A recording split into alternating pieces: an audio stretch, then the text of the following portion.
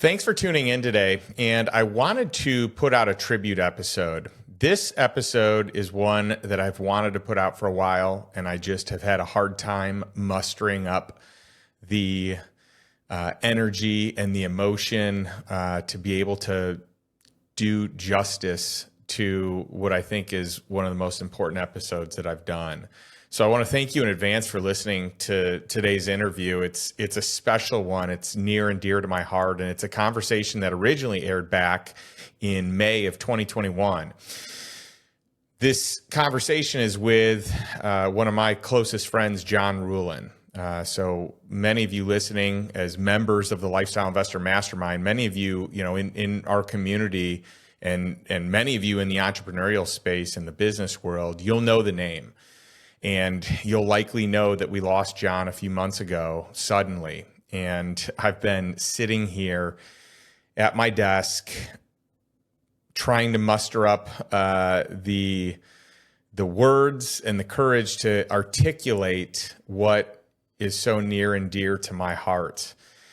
I keep thinking about how I can truly honor this world-class, one-of-a-kind man and what I can say about him and the impact that he's had on my life and the lives of so many others, and just how great of a father and a husband he was. And honestly, I could talk for hours and hours just on an introduction to one of the greatest humans that I ever knew.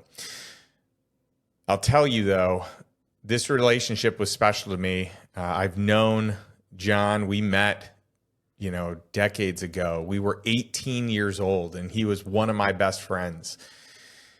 And a couple of weeks ago, I was looking through old text messages and emails with him, and every single exchange was him lifting me up, him finding ways to encourage me and introducing me to somebody amazing, somebody special that he just knew that I needed to connect with.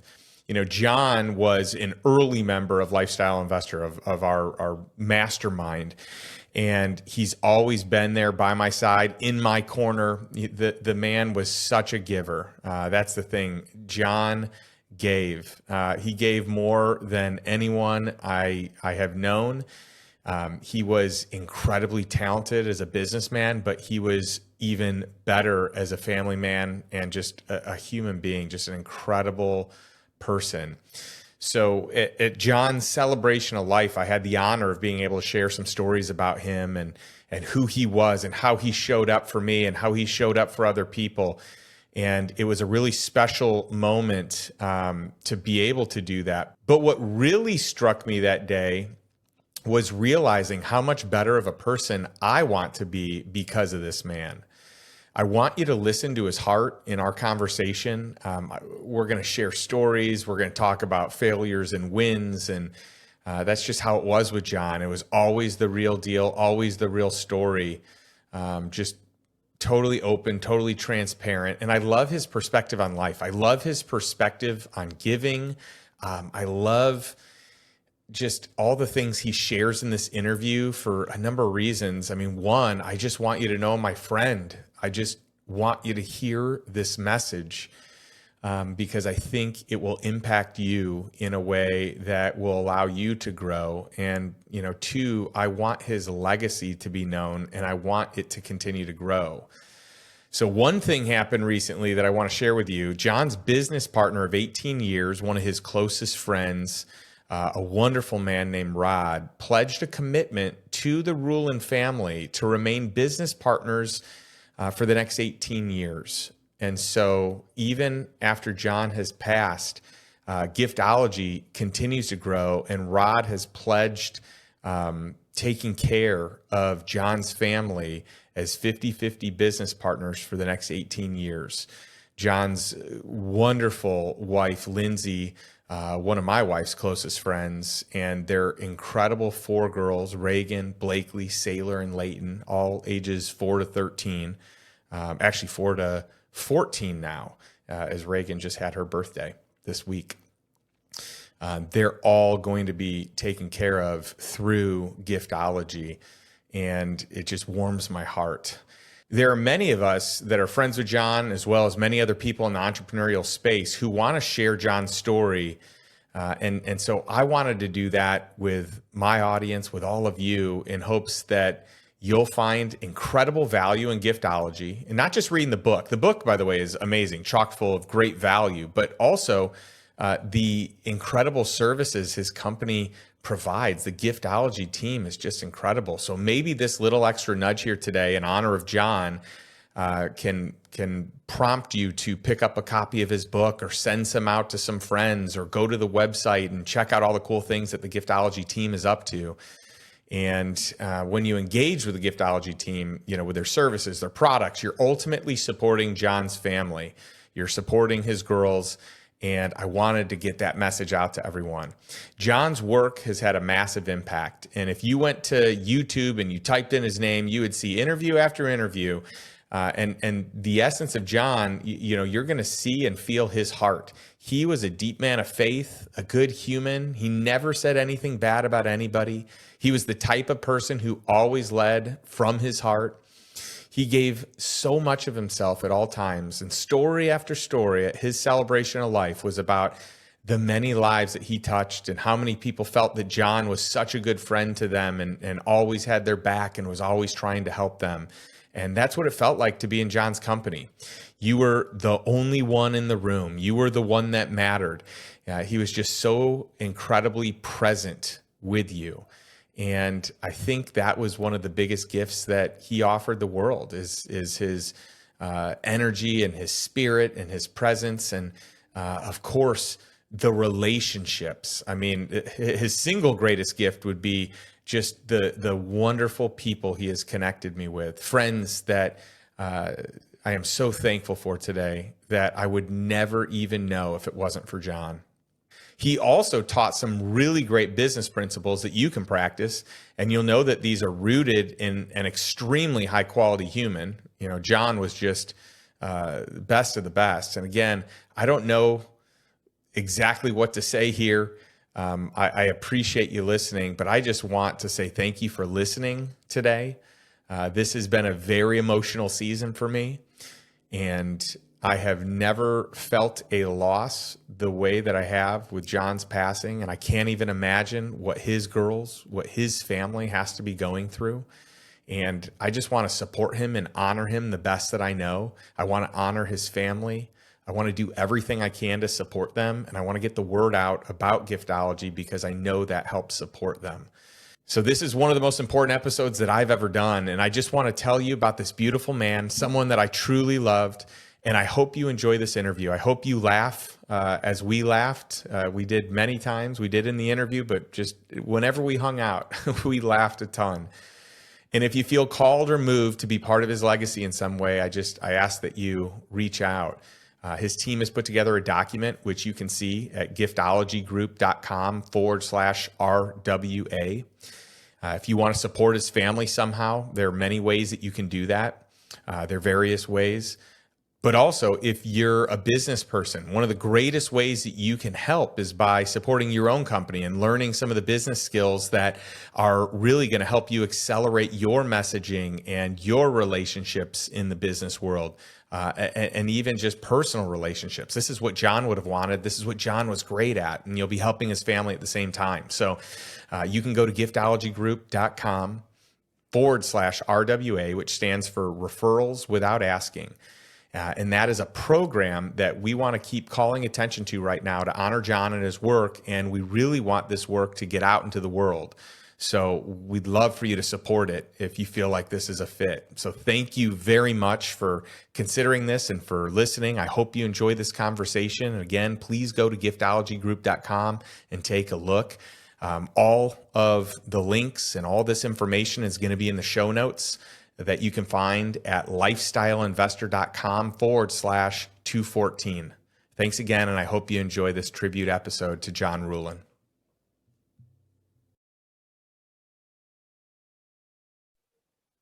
All right, I am so excited to be here with my good friend, John Ruhlin. John, how are you doing? I'm great, man. This is a long time coming, brother. I'm so pumped that you have a show and a book and, dude, this whole platform. So thanks for having me on. Well, it's been fun, and it's, you've got a very special place in my heart, obviously being a longtime friend. I mean, we've been friends now for, 20 plus years. But one of of all the people that have suggested over the years that I should write a book, you were one of the strongest voices in my corner. And I just want to honor you and thank you for really giving me the push, because you nudged several times at the right time, sometimes at the wrong time early on when I wasn't there, I wasn't ready, but I mean, you nudged at the right times too. And Nudge, shoved, headlock. I did whatever was necessary, dude, to make you realize the genius that you had to share with the world. So I'm glad, you finally relented. Well, I appreciate that. And man, we have had some fun, and it was cool because I had the luxury of being along for the ride for your book, and seeing the very first copy of your book, holding that in my hands. I don't know how many people got a chance to read it, but I read the original book, your first book ever printed. And that was, kind of my introduction into formally what is now Giftology. Yeah, no, it was 5 years ago in June, and it'll be 5 years. So it's and the first ones were like either handmade, the hardcovers, or the paperbacks, which now are like outlawed. I don't even print them anymore because I hate paperbacks. But yeah, man, you were one of the first. I think you bought like 100 copies and started sending them out to people. And yeah, man, it's evolved a lot over the last 5 years. But you were in the corner, right at first. So super grateful. Friends supporting friends. And when someone's got a great idea, you have to get it out to the world, and you got to help support them. And, that's exactly what happened. And it's really been neat watching your career, because we have known each other for quite some time. Our wives are wonderful friends. They talk probably most days of the week. Yeah. And so, it's fun getting, a little bit of insight from them on what's going on, their perspective. And so when you and we catch up, it's always so fun, but we have just such a unique history. We have the perspective of being good friends, but then we have the perspective of having worked together in Cutco and having really built some cool things and networked together. And today, it's been so fun just sharing contacts that we know would be beneficial for each other to, just kind of connect with, do life with, do business with. Yeah, no, it's been, the cross-pollination. And I mean, as you've evolved into other arenas, to be able to show up at conferences together and recommend each other for masterminds and go to bat for each other and send books to, other contacts and clients. And dude, it's been fun. So, it's what I was hoping for all along. I was like, when I said, hey, you should join EO or YPO or something like this, you're like, yeah, that's maybe someday. And now, dude, you're like in Tiger 21, you're, like all of these amazing groups. And some of them I'm not even in. So it's fun to be able to have people that are in your corner in other rooms when you're not able to be there, advocating for you. I mean, that's what we all need, right? Is we need strong wingmen to raise us up and open doors that we can't sometimes walk through ourselves. So, dude, it's been fun. Yeah, there's no doubt. And, it's interesting because in different seasons of our life, we can be, or at least I can be, ultra focused, just total tunnel vision on whatever the one thing is, some outcome, some rock, some goal that I want to accomplish. So much so that I can put the blinders on and not see anything else, and sometimes not even see the bigger picture, right? Because maybe my goal is too small, or what I'm pursuing is just too much of a short-term focus. And so it's been neat just kind of networking in these different groups. And you and we share something in common, and that is that we collect relationships. People ask me all the time, well, what do you collect? And there's not a whole lot of stuff I like to collect. I like to collect relationships because I just love people. I like to collect experiences with those relationships. And you are very much the same way in that. And you have unbelievable relationships, and you're a master networker. And I'd love to know your thoughts on that. Yeah, well, I think, a lot of people like to collect wine, and I like wine, and I like bourbon, and I like good food, and I like driving nice cars, but I don't need to own a lot of those things. Like, I'm not a stuff person, ironically, because I sell tangible gifts. It's kind of like Like, really? And it's like, well, the reason I got into gifting to begin with was because I was an introvert and I wanted to engage these relationships, and I used gifting as kind of that leverage point or tool. But words of affirmation is my love language. So I love being with people, and I love, the reciprocation of words of affirmation. And so to me, like betting, instead of betting on blackjack, I'd like to bet on people early on and find the diamonds in the rough, and find, our mutual friend Hal Elrod, and like go to bat for him early on, or find other people that are like, hey, like you, like, I'm like, you need to get your book out. Like, dude, like, get it out. Like, find the people and nudge them or push them out of the nest. To me, that's way more fun, is to bet on people, or to your point, to collect relationships. Like, I forget who the original person to quote this was. I'm not the originator of it, but your network is your net worth. And I think that, having the right people in your corner that will take your phone call, that respect you, that will go to bat for you, like, because we're all going to have ups and downs in our business and our lives, and not to have the people that are around you to have your back when your back's against the wall, to me, is like one of those places I never want to be. I want to have dug my well before I'm thirsty. I want to have like people that want to go to bat, because, who knows what life is going to throw at us.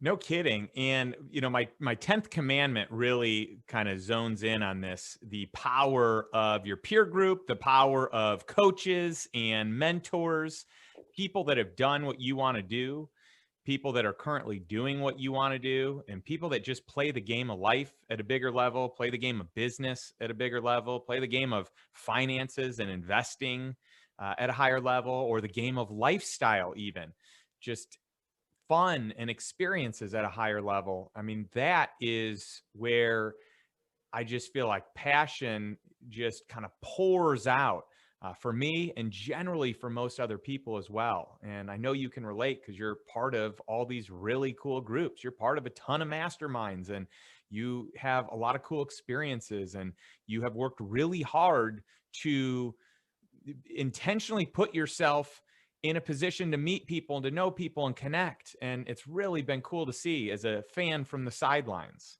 Yeah, man. Well, you're the same way. I mean, one of the groups that I helped organize, the Selfless Givers, like, came out of me and John Hall and a couple guys getting together virtually.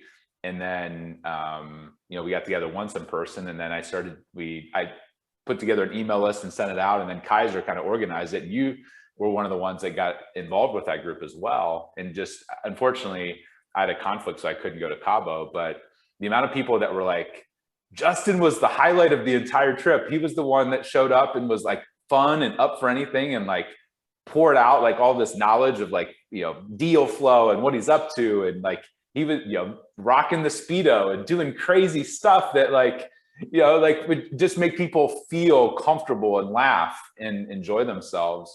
And the amount of people that text me and are like, dude, you're close with Justin, right? I'm like, yeah, I've known him for 20 years. He's like, he was not the same person like on Zoom that he was in person. Like, he's way funner, way cooler. Like, hey, he's a cool guy on Zoom, but like, he was like 100 times better.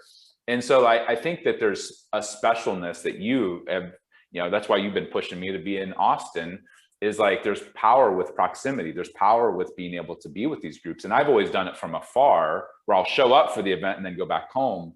But I think that surrounding yourself with the right peer group and the right people is a lot of success. It just rubs off on you. It raises your game. It influences your thoughts and things that you can't even really describe or really put into words. Yeah, there is no doubt that proximity is power. I remember Tony Robbins saying that once. And by the way, that is part of the reason that we moved. It's a huge part of the reason that we moved to Austin. And of course, we are strongly encouraging the Ruhlins to move to Austin, as you have had many a full court press from me. So that's an understatement.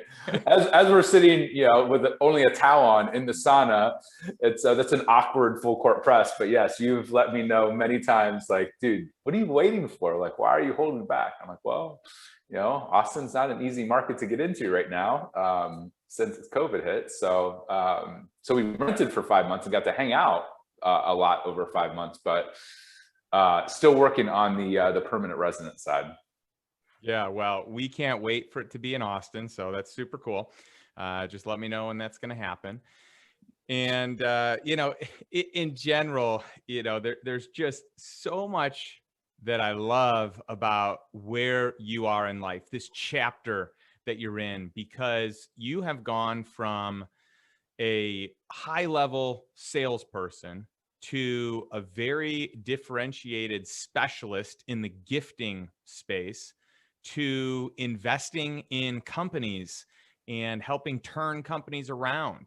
And it's been really fun to watch. And I'd love to hear just kind of some of that story, what that looks like, what some of these new adventures and endeavors that you've embarked on in this current season of your life are. Yeah. Well, yeah, things started with, with selling knives, which we both did, and then creating the corporate gifting program for Cutco and kind of building a business, basically a gifting agency, which we still own. That's still a core part of our income is, the done for you service on the gifting side. But I think I learned early on, even when I was selling the knives, I was like, I didn't really want to be a knife salesperson. I wanted to have a business. I was going to use the knives as the delivery vehicle for the emotion. And, to this day, we still do millions of dollars in the silly knives because it connects with people. It's a unique gift. It's whether it's pro sports teams or whatever else. But I learned early on, I didn't want to be pigeonholed into just one thing. And you're building all these relationships. It was like, really, gifting was my currency. It was really about the relationships. And even the clients that we now have, like, they have more needs than just gifting. In fact, gifting might be number 7 on the list. But if you can help them use gifts to get more referrals or more deal flow or more loyalty from their employees or whatever their pain point is, that's what they really care about, is the results. And I realized that, like, I wanted to expand beyond gifting and use gifting as a way as a delivery vehicle to open these other doors to invest in businesses. And so I was fortunate. I sold half the business to Rod, my business partner, who owns half of Giftology and really everything that we do now. And his background, ironically enough, was in doing business turnarounds. So he had excess capacity, and he was like, I'm going to pick up a couple clients from referrals from lawyers and bankers. And then we realized, like, Rod, you're doing all this amazing stuff for these guys. Why don't, like, we should not just get a retainer. Let's get a percentage of upside. Like any business owner, if you can grow their profit and you're going to say, hey, I'm going to take most of my upside as profit in a percentage of profit, every business owner loves that. And a lot of business owners want to exit. So we said, why don't we take some phantom equity, some stock, 5 to 10%, if we hit these targets and if they have a liquidity event. They don't ever pay anything out unless they sell. And so that's, like, over time, we just realized we're adding this value. How do we structure the deals in such a way that they get the result that they want and we get the result that we want? And so that's been fun to see. We've had like 3 exits over the last 4 years. Nothing crazy. I mean, most of the businesses that we're doing are in that, $5 to $20 million range in sales. So they're not like, we're not selling like Uber or DoorDash. But one of the companies that we started out with that was small, that you're aware of, is a company that started out in fulfillment and then realized the technology that they built was actually more applicable in the e-com space for everybody else. And that company actually has a 9 or 10 figure exit potential. And we own we're the 3rd largest shareholder of that company. And so that came from long-term, long game relationship building. We had that client for 5 years before some of that stuff started to matriculate. And so many people, I think, say they play the long game of these deals and opportunities, but most people are playing it in days, not decades. And I think you and I have both seen the results of pouring into people and doing deals as such that allow for people to win, everybody to win, and so that they want to come back and do more deals with you. And so a lot of our focus right now is, we want to grow the Giftology brand and, speak and whatever else. That's cool. But really our long game and our big picture, like where we'll have like the grand slams, are going to come from investing in deal flow and investing in the companies that we're partnering with or getting advisory shares because people are coming to us saying, hey, we love your platform. We want your advice. And so that's been some of the fun of saying, like, hey, we have this. People are like, oh, you're still doing the little gifting thing. And I laugh. I'm like, yeah, still doing the gifting, the knife thing. Because they have no idea. They might have lost track of us and didn't realize that we've actually, gone into these other arenas. And it's, we're not Google, but we have done some fun things on some fun levels. Yeah, there's no doubt. And I know that we can't get into a whole lot of details of this company, but I'm also thrilled about said company because there's so much opportunity just with, agreements in place currently, with contracts that are already structured, with the ability to expand some of these contracts. I mean, it's the upside is really exciting and could just be incredible, game changer type of incredible results. And it's such a smart solution in the e-commerce space and in fulfillment in general. I mean, you're taking, in many cases, entrepreneurs that their biggest pain point is figuring out all the third party logistics, and it is incredibly challenging. And then when you have multiple platforms that you're on, it enhances and really it exponentially increases the complexities. And you have this one-stop shop that can solve all these solutions for an entrepreneur. It's incredible. Yeah, it's like it's like what I mean when Shopify came out, people are like, oh, that's not going to work. Like that's never. And then they did, but Shopify was for small companies. What Shopify was for small companies, this software and backend platform is for mid to large companies. Like how do you deal with 40 marketplaces? Like it's one thing to sell on Amazon, which is great because it's 50% of internet sales, but there's another 50%, which is eBay and Overstock and overseas and all these other things. And most companies don't have the sophistication or the bandwidth to say, hey, like Amazon's great, but I can't bet everything on Amazon because Amazon could change the algorithm or they could compete with you the next day. Like Amazon is amazing and ruthless all at the same time. So like having diversity and even the direct to consumer brands that want to grow. So like, yeah, I mean, I couldn't be like in 20 years, it's one of the most exciting things I've ever been a part of. It's funny, like when like one bet could dwarf what I did in 2 decades. But that's the beauty of technology, and that's the beauty of being in the right rooms, and that's the beauty of betting on the right horse and the right jockey. And so, yeah, it's been, some of these deals have been a lot of fun. And there's so much opportunity, even just internationally. You have all these companies that want to get into the US, or you have companies in the US that want to get overseas. And so the opportunities are really endless. And I wish we could give more of a formal plug here and do some help for the group. Yeah, it'll be a follow-up interview. Yeah, it'll be a follow with the leadership. You can talk directly to the horses, that are actually leading the company. I just get to play, Mr. Connector and open a few, key doors, but I'm not in the day-to-day grind of executing. But yeah, I mean, it's a brand that people are going to know, in the next couple of years. That's for sure. If you're in the e-com space. That's awesome. Well, I'm excited that you're involved in it, and I have the luxury of also being an investor in this company, and I am so excited about the direction that it's headed. And a lot of people in my mastermind are also very excited about this and the opportunity to invest. Yeah. Awesome. So I'd love to know, a lot of people probably don't realize the scale and the magnitude of the relationships that you have, the clients that you have. I'd love to hear some of your high profile clients that use you and Giftology for solutions in the gifting space.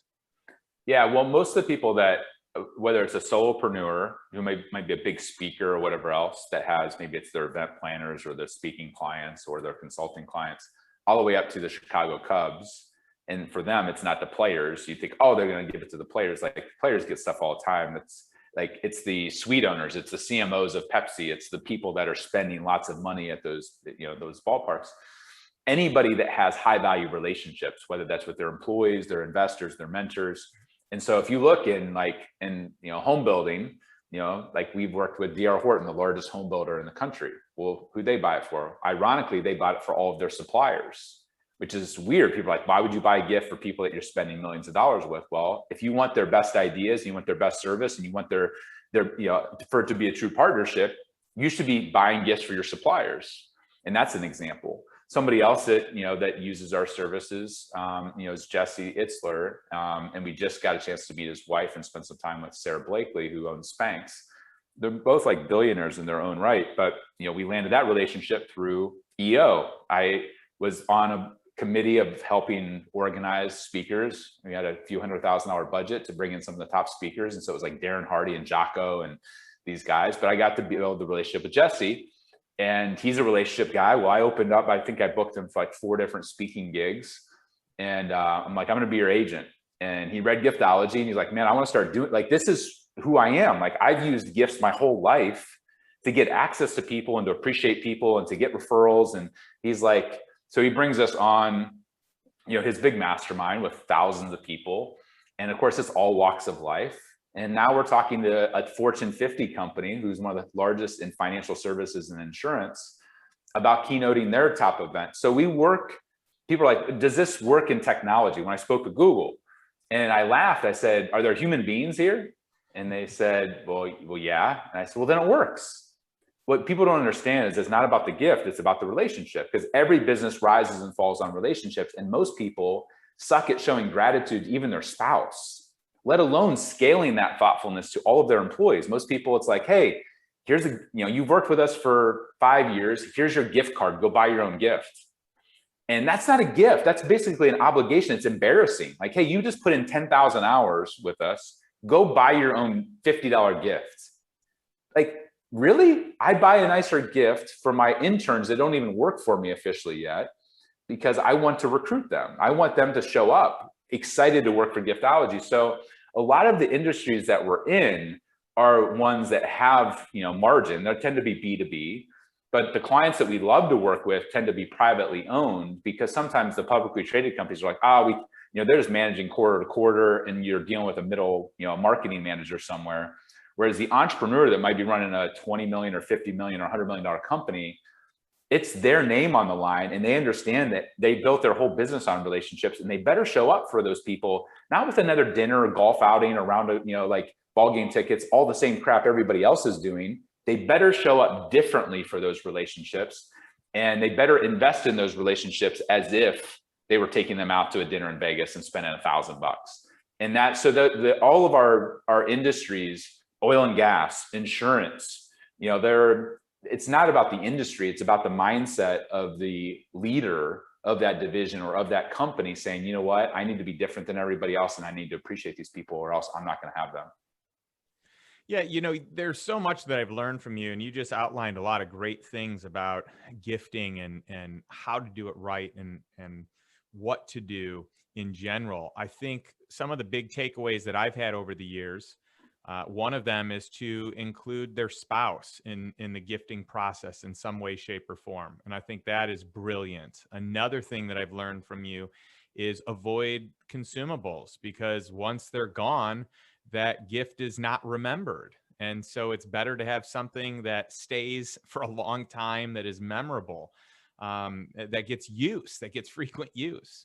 Another one that I learned from you that I think is incredible. And by the way, I've learned so many different ideas, but this one I thought was really brilliant as well. And that's, don't gift at the time that they're expecting it or that other people gift, but gift at times where it's unexpected. And so it lands better. And so I'd love for you to share any of your other strategies that are really important on the gifting front. Yeah. So what I would say is that most people, when they're gifting, they start with the what. They want to start with cool, sexy. And guys are the worst at this, because we shop with our eyes. We're like, hey, we want a piece of technology, or I like steaks, so I'm going to send steaks, or I love wine and cigars, or golf. We're going to send everybody Pro V1s. We're going to send everybody like Opus One. And it ends up not landing because it's all about them. It's all about what they want. And the what is the 7th step. If you look at our recipe of how we're putting together a relationship plan for somebody, the what is the last step. The who is way more important than the what. And so as we're walking through, it's like, who are your top 100 relationships or your top 1,000? What is the value of those relationships? Most people, when they're investing in business, they're like, hey, I want to invest $100,000 and I want to get this return on investment, internal rate of return, or over 5 years, I want to get this. Relationships are the same way. You should be taking a percentage of your profit, and let's just say each of your relationships is worth $50,000 in profit. You should be reinvesting 5 to 15% of your net profit back into that relationship to keep them, to grow them. Hopefully you cross sell or upsell or, grow with them. And then the secret sauce is, if you can get that person to go advocate and sell on your behalf and duplicate themselves, whether it's as an investor, bringing in other investors, or if it's an employee recruiting their family and friends to come work with you, like it should be a math equation. And most people, gifting is this like obligatory woo-woo, warm fuzzy thing. You check the box because it's a 5-year anniversary, or you check the box because it's Christmas. And if you only show up for your wife or your husband on anniversaries, birthdays, and Christmas, like those are table stakes times. Like you don't earn brownie points, like that's expected. But if you can show up, the timing of it showing up, to your point, I call it just because gifting, or we call it planned randomness, like laying out like 2 to 4 times a year, I'm just going to love on this person. Whether that's your spouse, if you just show up on random Tuesdays and say, hey, honey, I booked a spa for you, like kids are taken care of, go. You earn 1,000,000 times more brownie points. Same with a client. If you only do gifts after deals are done or after referrals are given, those are like, you say you're in the relationship business. When are you giving gifts? When are you loving on them? At transactional times. You do this, you get this. Whereas if you show up for that relationship, that client, that investor, that employee, just because, the exponential value of that goes up because they're like, wow, they did this because they wanted to, not because they had to. So that whole recipe process, so many people are like, John, I did Giftology. We have a swag budget. Who cares? We cut it. When the chips are down, we cut it. And I'm like, that's interesting. Are you doing Giftology? And they're like, well, we're doing Giftology-ish. And I'm like, oh, well, let me tell you, if you decide to bake bread 100,000 times, and each time you don't put in yeast, guess what you don't get any of those times? You don't get bread. You get matzah, you don't get bread. So the little things in relationships, it's the handwritten note, it's the timing, it's all of that makes the difference. And so if your tribe wants to go download our entire recipe, like our entire playbook of what we take the Cubs through, or Google or anybody else, they can go do it on their own. If they hire us to walk them through it, it's going to cost thousands or tens of thousands, but they can do it on their own for free. You go to Giftology system, and literally like our step-by-step of who, when, how much, what, all of that's there. Because most people will take it and they'll be like, wow, they'll download everything, they'll get all the relationships, and then they go to do it and they're like, oh my gosh, it takes a lot of energy and effort to play Santa Claus year round. To actually do this well and not cut corners, it's not rocket science. All the recipes there, but it's like, man, if you miss one little detail, you could actually spend money to damage a relationship. And that happens all the time and people don't realize it. Like slamming your logo on something and thinking it's a gift, that's a manipulation. People do it all the time. They send Tiffany stuff and Rolexes with their logo on it. And the person gets it's like, you honestly think I'm going to use this Tiffany's vase out with all of my clients? That's the tackiest thing in the world. But it's been taught for decades as branding and marketing. So the what we walk people through, so many times people push back and like, I don't like the knives. I'm like, the gift isn't for you. I want to put my logo on it. I'm like, the gift isn't for you. I don't want to handwrite the notes. I'm like, then it's automated and it won't land. It won't feel personal. Do you want this to create results, or are you just trying to check a box? And so after they walk through the process, they're like, crap, like this is actually a strategy. This isn't just an expense. And that's what flips the like, if everybody was good at this, it would be like noise. But because people suck at this so bad, and when they show up for people this way, like oftentimes they're moved to tears. And that doesn't happen in business very often unless you really connect with somebody's heart. And that doesn't happen by just outsourcing it and not following the details. That's powerful. And what a wealth of information and knowledge to be able to apply to strengthen and just enhance relationships. I just think this is wonderful. Now, it does cause me some concern because you have such a high bar. Now, what do you have to do to make sure that your wife's feeling loved? I mean, she knows you're the gifting expert, right? I mean, goodness sakes, you got to really deliver now. I paint myself into a corner all the freaking time. It's Lindsay, as anybody that knows my wife knows, is she keeps me honest, she keeps me classy, and she keeps me humble, because she will tell me if I knock it out of the park, and she'll also tell me if if I was doing Giftology-ish, she'll be the first to call out like BS and have no problem doing so. But if you talk to her, like she'll tell you like, hey, John nailed, like this was amazing. This was over the top. This one was a base hit.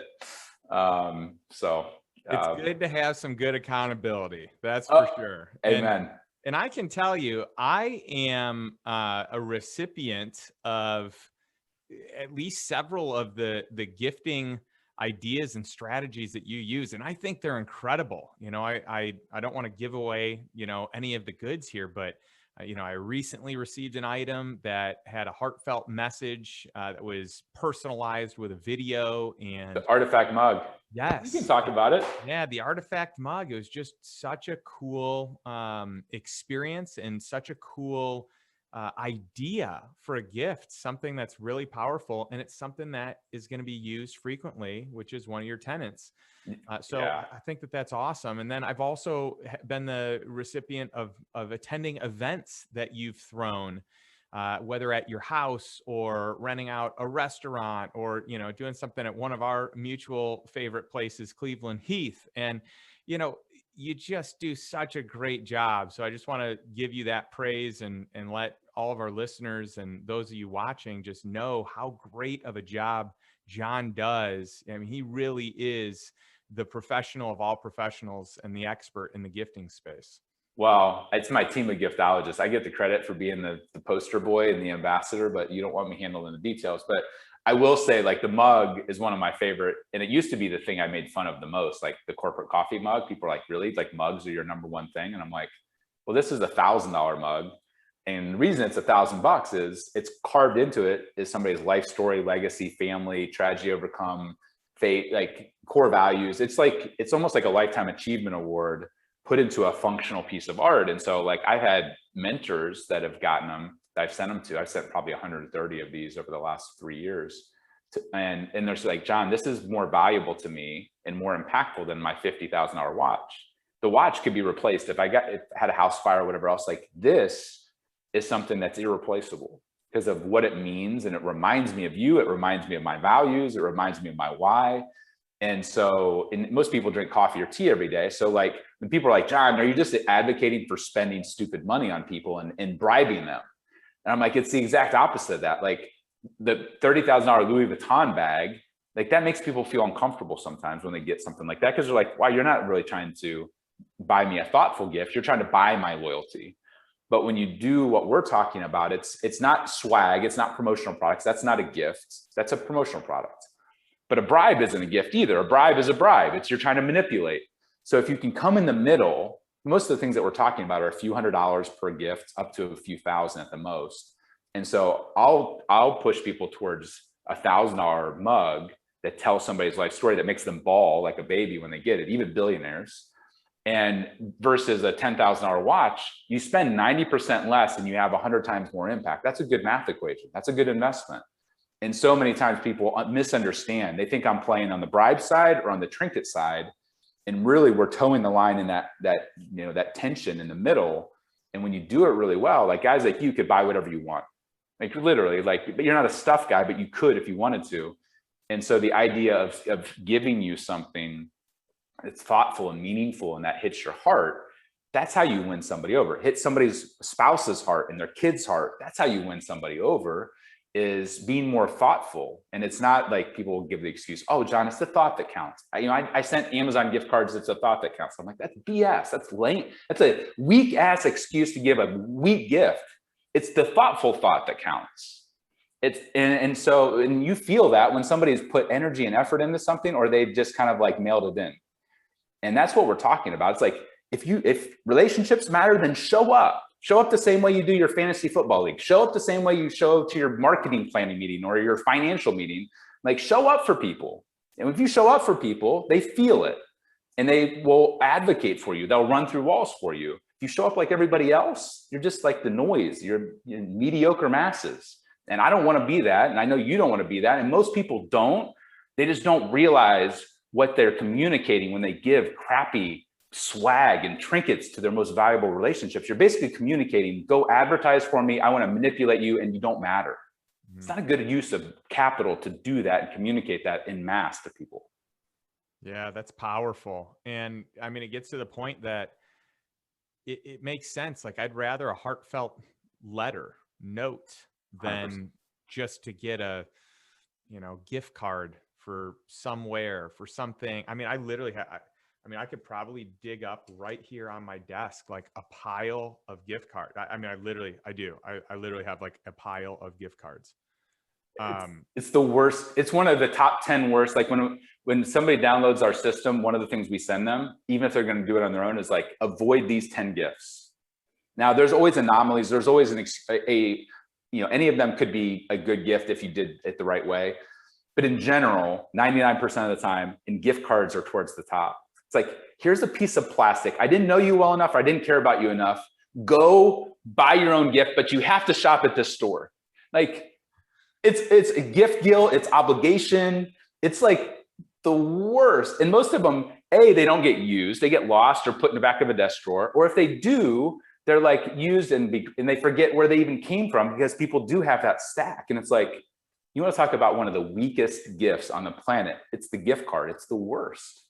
It's literally on my desk to remind me that I should probably use it, and I still don't even look at that stack. It's kind of hysterical. But it's bad on so many levels, man. To your point, the note, people will say, John, I can't do a gift. I can't afford it. I'm like, well, in college, I afforded $500 a month on gifts. So you're weak. I don't care what size business you have. This applies. Maybe it's only $500 a month, $6,000 a year. Instead of like buying beer and whatever else, like, you could afford to do this. But people that say like, I can never afford it, or I have a client that I'm not allowed. It's the Department of Defense. It's Walmart. I'm like, most people can receive a gift. If they can receive a dinner or go to the Super Bowl, they can get a gift. You're just being cheap. You're just using that as an excuse.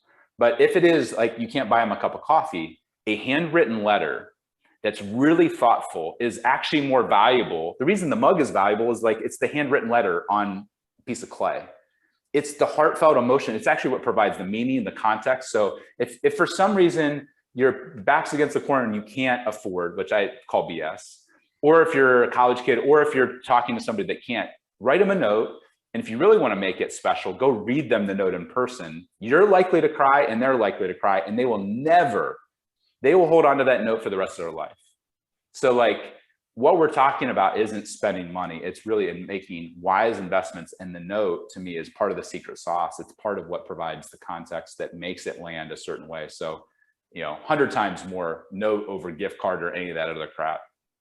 I love it. And, it's interesting. I know you're onto something, because when you have big brands, like high-end, high-quality brands that are kind of ripping off your name, your Giftology name, it tells you that you're doing some things right. I would love to know. I don't know if we're able to get into this, but I thought it might just be a nice place to, clear the air and let people know what's going on. But yeah, even Waterford. Yeah, you talk about the Waterford thing. Yeah, I wasn't sure if I was allowed to say it. So I mean, hey, I mean, I could try to go, in court or whatever else, but I was like, I will rise above that with our platform. And the fact that other global brands are using the word Giftology that way, it tells me that we're onto something. Yeah.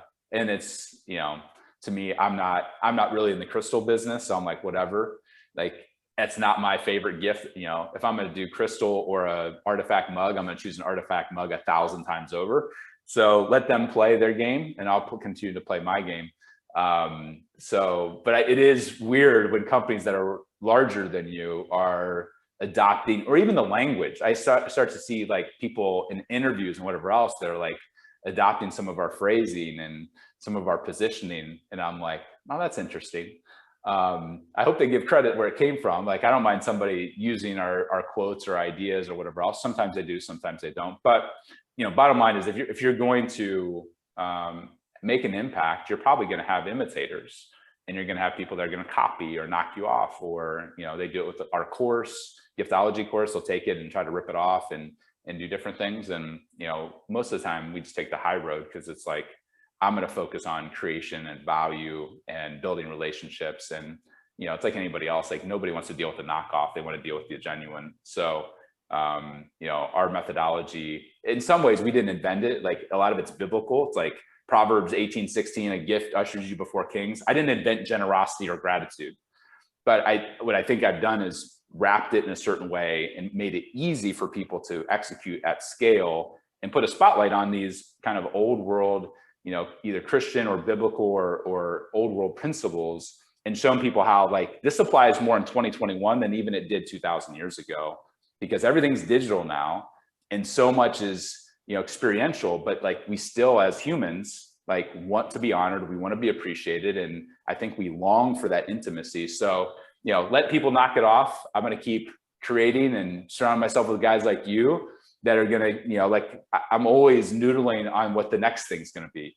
Right now we're doing artwork. Like for Jesse and Sarah, we did partner with an artist and since he was a rapper and she had Spanx, we made this $25,000 piece of artwork made of thousands of broken records and Spanx packaging that was it was a family portrait of them and their 4 kids. Most people aren't even going to spend $250 on a gift, let alone $2,500, let alone $25,000. So, plenty of room for haters and imitators or whatever else. I'm going to keep doing my thing and loving on people, and hopefully some of these brands that are out there that are imitating will eventually, and some of them they've reached out to collaborate and to, have us be a part of their company and whatever else. So, but it is pretty funny. Imitation is the highest form of flattery, right? Yep. And I think that you're seeing that big time. And I just love that picture. I mean, the artist that created that has such a gift. It is so cool. She's amazing. And there was the Kobe Bryant one as well, right? And yeah, that's going to be unveiled here in the next few weeks. Where I think it could sell for a couple $100,000 or maybe even 7 figures. It's a 9-foot tall piece of Kobe made of thousands of broken records. And people that see it from afar, from like 10 feet afar, they're like, oh, is that a watercolor? And then they go up on it and realize it's thousands of these pieces of the record. And so we bought it for $33,000 and we donated it to Make-A-Wish because that was Kobe's favorite charity. And so the goal is to sell the artwork and then to create NFTs on the blockchain so that people that can't afford a $1 million piece of artwork can still participate at a high level and they'll be able to have a piece of this. The goal is to sell it for $24, which is Kobe's number. But to kind of take the disadvantage and bring them into the advantage and kind of use Giftology as the bridge of like, how do you involve people at the highest level and create something that's of interest and leverage kind of our connections. So we've been talking to Kobe's photographer, Andy Bernstein, and a number of other people with, in NBA connections and celebrity connections. And so, yeah, it hasn't been unveiled yet, but if you Google, it may, by the time this comes out, you may be finding that piece. But that same artist that did the piece for Jesse and Sarah made, it was like really her opus, because it was like, she was a huge Kobe fan. And when he passed, she was like, I want to do something amazing to honor him and auction this piece off. And then unfortunately, her and her husband's car got stolen and she was going to fire sale this thing. And I was like, that's the worst idea on the planet. I'm buying this thing and we're going to do the opposite. We're going to take months and put a spotlight on this thing. And we're going to blow you up and we're going to honor Kobe and we're going to raise money for Make-A-Wish. And she's like, why are you doing that? And I'm like, if you shine the spotlight and love on enough people, the reflection of that will eventually come off. And I learned that from John Kane, one of our, mutual friends and close friends and advisors. And so people all the time are like, why are you doing that? I'm like, because I'm playing the game in decades. Vaynerchuk talks about it and he actually does it. Most people don't. Most people are playing it that short game. I want this in 3 months. It's not how life works. That's awesome. And I mean, both pieces of art are just incredible and I love it. I'm just really pleased to know that you are not gifting Waterford's Giftology collection crystal glasses. I feel really good. I don't gift anything with Giftology on it. Like, that's the ironic part, other than my book, because it's the title. But if you get a gift from me, it'll never, other than the book, it's not gonna say Giftology. Because that's not a gift. That's a marketing ploy. That's a tchotchke. That's even the nicest gift on the planet. You put your logo on it. it just ruins it. So yeah, no Giftology Waterford anytime soon. Well, I'll tell you, I am just so impressed with all that you've done, and I'm excited about some of the collaborations that we've had and some of the gifting that we're going to do together. And I couldn't agree more that just a thoughtful, well-packaged gift, if it's going to be a book, it should be a hardcover that just pops with some other cool things accompanying it and a nice message. And if it's not a book, it should be something thoughtful that is going to be useful, that's not going to be consumed and thrown away. And there's just so much that you hit on that is incredible. And I think that everyone listening and watching to this really can benefit from implementing Giftology and just the entire strategy that you have really brought into play in this world. So I want to thank you for that. And I just have loved spending time with you here today. I'm curious if you have any last thoughts that you'd like to share before we let people know where they can learn more about you. Yeah, well, I would just say start. I mean, I think like anything, it can feel overwhelming. It's like, oh my gosh, I have hundreds of employees or dozens of clients or thousands of whatever. And that can be overwhelming. So like, the goal for us is to get people to start, writing down who those people are. If you do like the 5-minute journal, write down 3 names a day for a month, you'll have 100 people, and start with those. And maybe it's not world-class gifts for everybody. Maybe it's a handwritten note for the 10 people that got you to where you're at now, or a mentor, an advisor, or somebody that poured into you. But the big thing is start, and then start treating it like, with intention, like it's an important priority. And so like people are like, oh, John, you're the gift guy, you're obviously good at it. I'm like, I was a goat milking farm kid who, like, my love language isn't gifts. So I'm not naturally bent this way. I just had mentors that showed me how important it was, and I mimicked them for 20 years. So I got really good at working the gratitude muscle. And so what I would say is like start, because if relationships are going to rise and fall your business and your life really, then you better get good at either thinking about it or at least budgeting for it, and then partnering with somebody to help make this, possible, or else somebody else is going to love on those relationships and take them.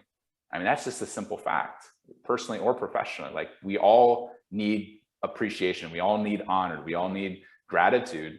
And most people tend to take their warm market for granted. I already got that person. I already got that investor. I already got that employee working for me. And guess what? When they decide to leave, it's too late. It's too late to say, oh, I want to pay you more. I want to love on you more. I want to appreciate you more. I want to show gratitude. No, game over. So I think that most people wait until it's too late before they start showing that gratitude and appreciation. So start today. Start small if need be. Start walking before you run. But it's possible, and it's important, and it's powerful. And I challenge everybody, do this for 3 years. Not for 3 days, not for 3 months. Do it for 3 years and come back to me. Say, John, you know what? Loving on my relationships and showing gratitude and honoring them and being really thoughtful wasn't worth it. Never had anybody in 20 years came back and said, yeah, I invested all this money in all these people and it screwed me. No, like your relationships flourish because that's where you're watering. That's where you're pouring the love on.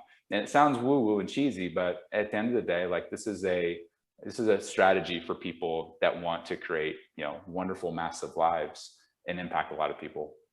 I think that's brilliant. And one of the things that I want to say too, for our listeners and those watching, is that this can be really helpful and useful in the context of, business or relationships. Maybe you are working a job, and this could be a way that you do something kind for the people in your department, the people that are in the department you want to be in, your bosses. Maybe this is something, if you're a business owner, that you're doing for your clients, and you can cherry pick who the best ones are. It could be for prospects. But I'm also going to go out here and say, I think that you should consider doing this for people that you just want to bring into your peer group, or that you want to have them pull you into their peer group. This is a great way to be intentional and connect with people that you don't have that relationship with yet, that you would love to play the game of life and business the way that they do. It doesn't have to be a business relationship. This could be hey, I want to, kind of upgrade or create some extra depth in my peer group. an upgrade maybe isn't the best word for it. I don't mean that we're necessarily leaving people behind, but my intention is to be intentional about who I'm spending my time with. And so Yep. I think this could be perfect for kind of cultivating and creating, fostering those relationships, which to me are the most important relationships. Who are the 5 people you're spending the majority of your time with? Because you're going to think and act like them. You're going to become more like them. And so picking those people wisely and being intentional is so important. And people ask me all the time, they say, Justin, I don't have, mentors. I don't have these people that I would like to, have. And for me, it started out with just authors of different books. And then I would eventually meet people. And so I have utilized this, but on a much like smaller scale and not with all these principles for a long time ago, before Giftology began, to at least put myself on people's radar. And now learning these skills, I've been a lot better at intentionally crafting gifts and having experiences with people that are really important in my life, or people that I would love to be more important in my life, or to kind of enter their sphere of influence. And so this, I would encourage anyone and everyone checking out this episode to consider for your future, your current and or future peer group. Amen. Yeah. But play the long game. If you give a gift and then have an expectation, it wasn't a gift, it was a manipulation. Whether it's with your wife or whether it's with a prospect or an author. Vaynerchuk talked about, his book was jab, jab, jab, right hook, which is give, give, give. Then you earn the right to ask, but you can't expect. You'll ruin it. You'll ruin relationships by giving and then, hey, I sent you a gift. Now you got to give me your time. No, I gave you a gift. Now maybe you'll be on your radar. Now maybe I'll do something else for you. Maybe I'll open a door. Maybe I'll refer some business. Maybe I'll make a connection. Like there's different ways to love, but there's no question that if you want to expand your influence or expand your sphere of influence and who you're running with, like there's, when you show up for people in unique ways and they're like, who is this person that's done this crazy thing? Like you do that a few times, they're likely to take your phone call or text or whatever else. It doesn't guarantee anything, but at least gives you a shot. It gives you a warm, cracked door, which is all a lot of times we're just needing or looking for. John, your message is so powerful. Where can people find you online and learn more about what you're doing? Yeah, I would say, we're on social media, Instagram. They go to @John Ruhlin.